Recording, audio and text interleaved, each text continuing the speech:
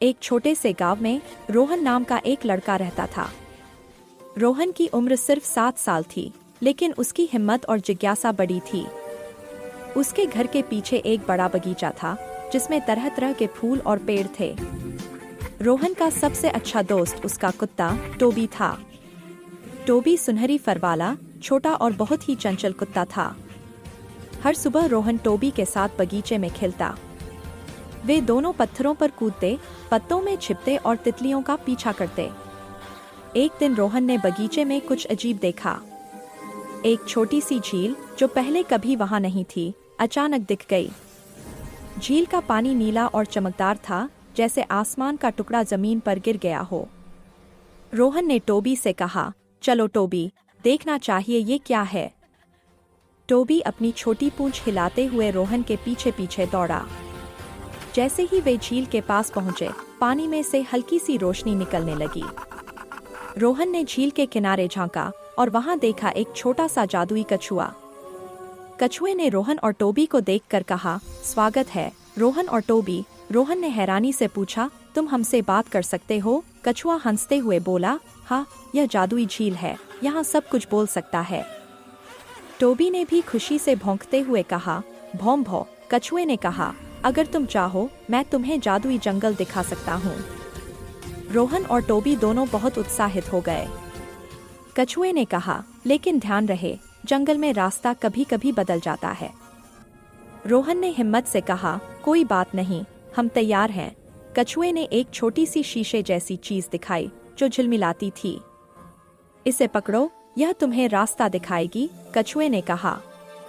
रोहन ने शीशा उठाया और झील में छलांग लगाने की कोशिश की। जैसे ही उन्होंने छलांग लगाई, पानी में से चमकदार रोशनी निकल गई। रोहन और टोबी अचानक जादुई जंगल में पहुंच गए। जंगल के पेड़ रंग बिरंगे और बहुत ऊंचे थे। हर पेड़ के फल अलग अलग रंग और आकार के थे।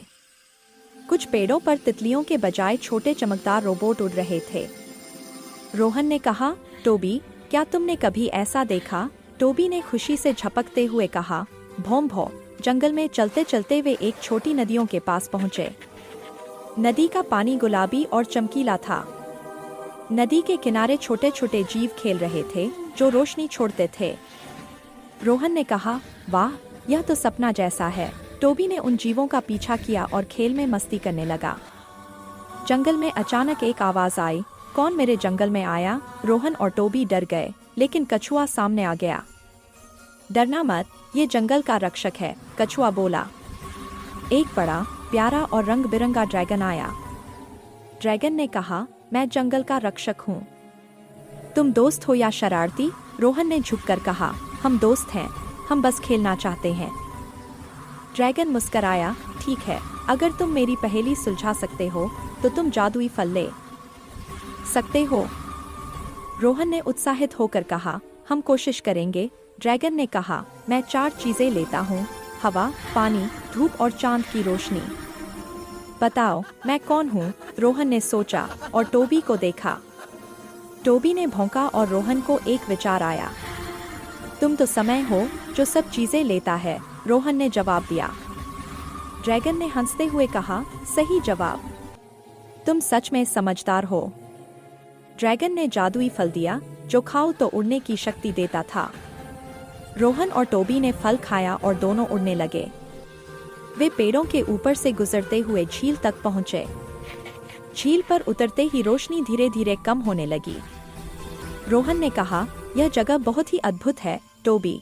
टोबी ने सहमति में भौंकते हुए कहा, भौं भौं। कछुए ने उन्हें झील से बाहर जाने का रास्ता दिखाया। रोहन और टोबी घर वापस आए, लेकिन जादुई जंगल का अनुभव हमेशा उनके दिल में रहेगा।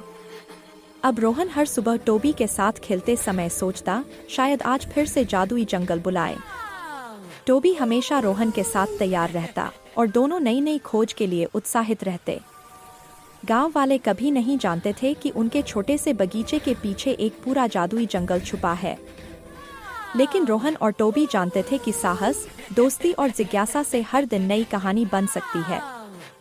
और इस तरह रोहन और टोबी की दोस्ती और साहस की कहानियां हमेशा बच्चों को प्रेरित करती रही।